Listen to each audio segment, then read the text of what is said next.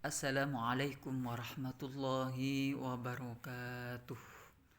Apa kabar hari ini anak kelas 6A? Semoga tetap dalam lindungan Allah Subhanahu wa taala, mendapatkan suatu kenikmatan sehat walafiat di rumah bersama keluarga. Mudah-mudahan tetap semangat belajar jarak jauh di masa corona ini. Mudah-mudahan anak-anakku tetap diberikan suatu kenikmatan sehat oleh Allah Subhanahu wa taala. Mari kita berdoa terlebih dahulu, mudah-mudahan anak-anakku dibukakan hatinya oleh Allah dan pikirannya untuk menjadi anak yang cerdas, anak yang soleh dan solehah. A'udzu billahi minasyaitonir rajim. Bismillahirrahmanirrahim. Rabbi shrah li sadri wa yassir li amri wahlul 'uqdatam min lisani yafqahu qawli. Rabbi yassir wa la tu'assir. Rabbi tamnim bil khair. Rabbi zidni 'ilma warzuqni fahma. Birahmatika ya arhamar rahimin. Anak-anakku yang dimuliakan Allah, Bagur akan mengulang kembali materi tentang surah Al-Qadar. Minggu yang lalu sudah Bagur share agar supaya anak-anakku memperhatikan biar lebih paham dan lebih jelas. Pak Guru jelaskan yaitu tentang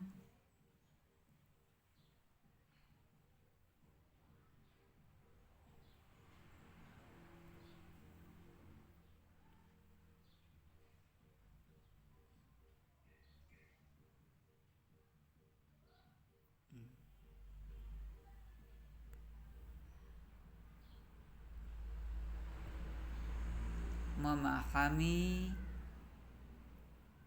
isi kandungan surah Al-Qadar. Surah Al-Qadar adalah surah yang ke-97, yaitu setelah surah Al-Qadar dan sebelum surah Al-Bayyinah. Sebab turunnya atau asbabun nuzul.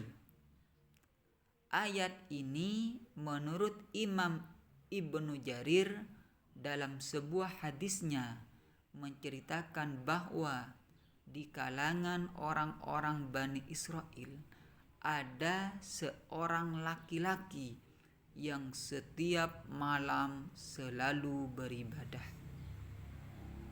Paham anak-anakku ya? Pak Guru ulang. Asbabun nuzul atau sebab turunnya surah Al-Qadar. Jadi sebelumnya kenapa surah Al-Qadar itu turun? Itu asbabun nuzul atau sebab turunnya. Aku ulang. Jadi sebab turunnya surah Al-Qadar itu, ayat ini menurut Imam Ibnu Jarir dalam sebuah hadisnya menceritakan bahwa di kalangan orang-orang Bani Israel ada seorang laki-laki yang setiap malam selalu beribadah. Kemudian pada siang harinya ia selalu berjihad melawan musuh-musuh Allah sampai sore hari. Hal ini dilakukan sampai 1000 bulan secara terus menerus. Hal ini membuat kaum muslimin merasa takjub.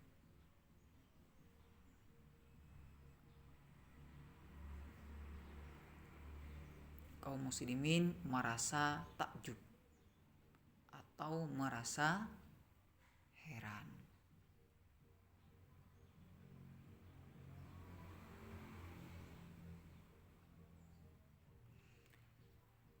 Kemudian Allah Subhanahu wa taala menurunkan surah Al-Qadar yang menegaskan bahwa beramal soleh pada malam Lailatul Qadar itu pahalanya jauh lebih baik dan besar daripada amalan yang dilakukan selama 1000 bulan oleh seorang laki-laki dari Bani Israel tersebut. Dengan demikian umat Islam diberikan semangat oleh Allah Subhanahu wa taala untuk rajin beramal soleh dan beribadah. Walaupun usia umat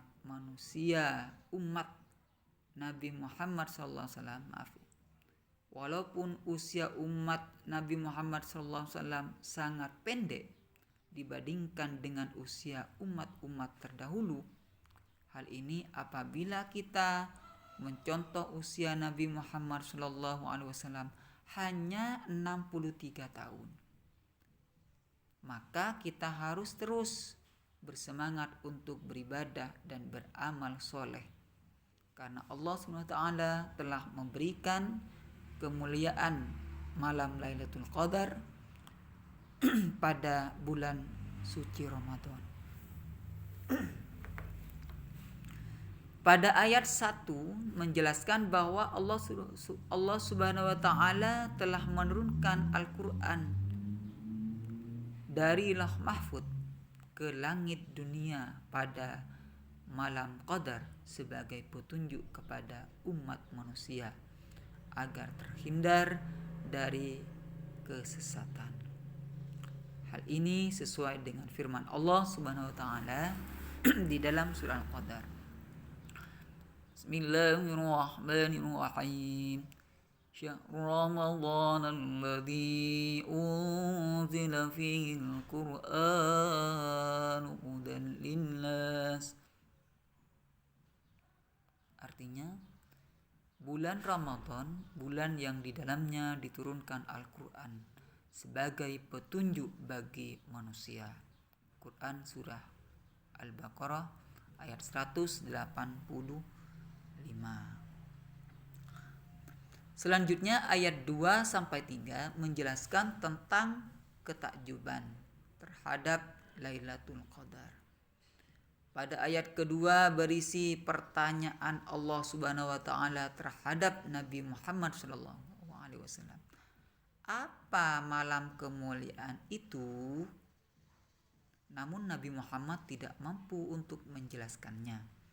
Maka Allah pulalah yang menjelaskannya pada ayat ketiga, bahwasanya malam kemuliaan itu lebih baik daripada 1000 bulan.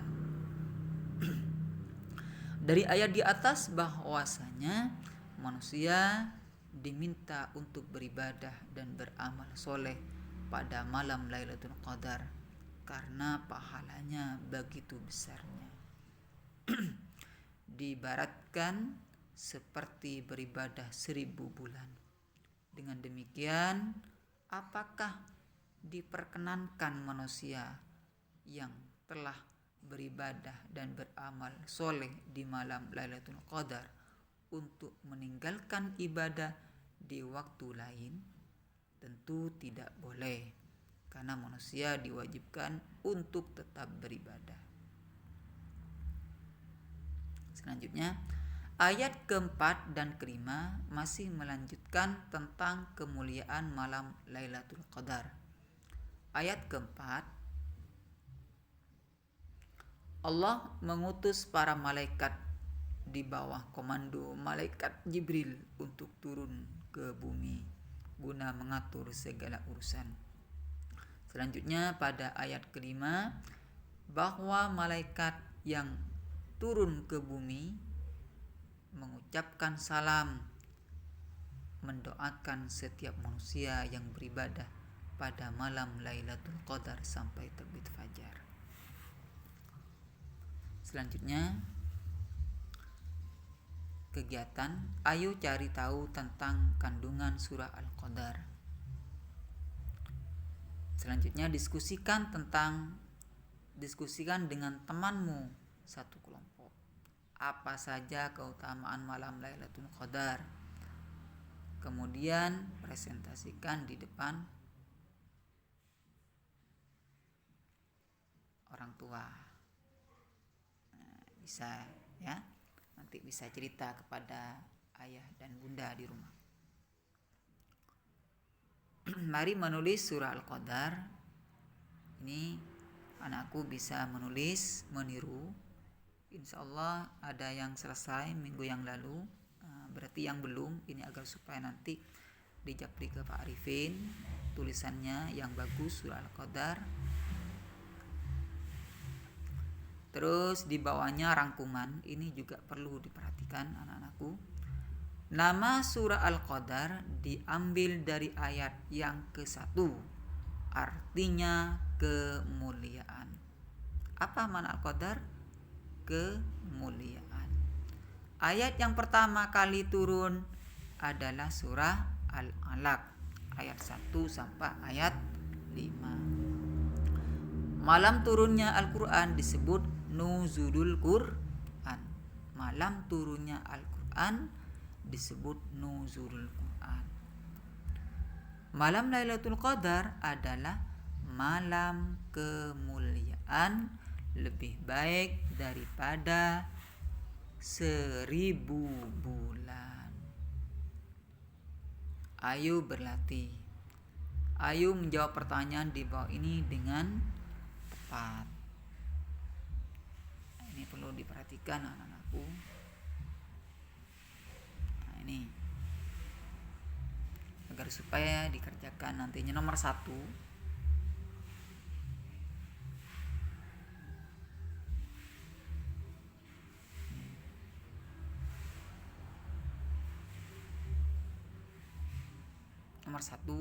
jelaskan asbabun nuzul surah Al-Qadar. Sudah Pak Arifin jelaskan di atas, tinggal kalian mindah di bawah. Ada kandungan surah Al-Qadar di atas.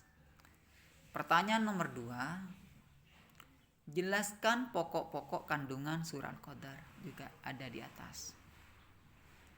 Nomor 3, jelaskan keistimewaan malam Lailatul Qadar. Apa keistimewaannya malam Lailatul Qadar itu? Yang keempat, jelaskan tanda-tanda malam Lailatul Qadar. Yang kelima, Haikal meyakini bahwa malam ini adalah malam Lailatul Qadar. Sehabis sholat Isya, Haikal tadarus Al-Quran sampai larut malam.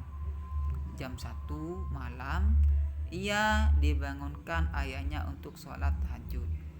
Ia bergegas bangun dan mengambil wudhu. Kemudian ia bersama ayahnya pergi ke masjid untuk melaksanakan sholat tahajud. Di madrasah ia tidak ikut sholat duhur. Ia yakin bahwa beribadah di malam Lailatul Qadar itu pahalanya berlipat ganda. Bagaimana pendapatmu terhadap Haikal yang melalaikan sholat duhur tersebut? Jelaskan. Saya kira ini yang perlu anak-anakku pahami dan dikerjakan tugasnya. Nanti bisa japri ke Pak Arifin. Terima kasih atas perhatiannya. Mohon maaf atas segala kekurangan. Wabillahi taufiq wal hidayah wal ridha wal inayah. Wassalamualaikum warahmatullahi wabarakatuh.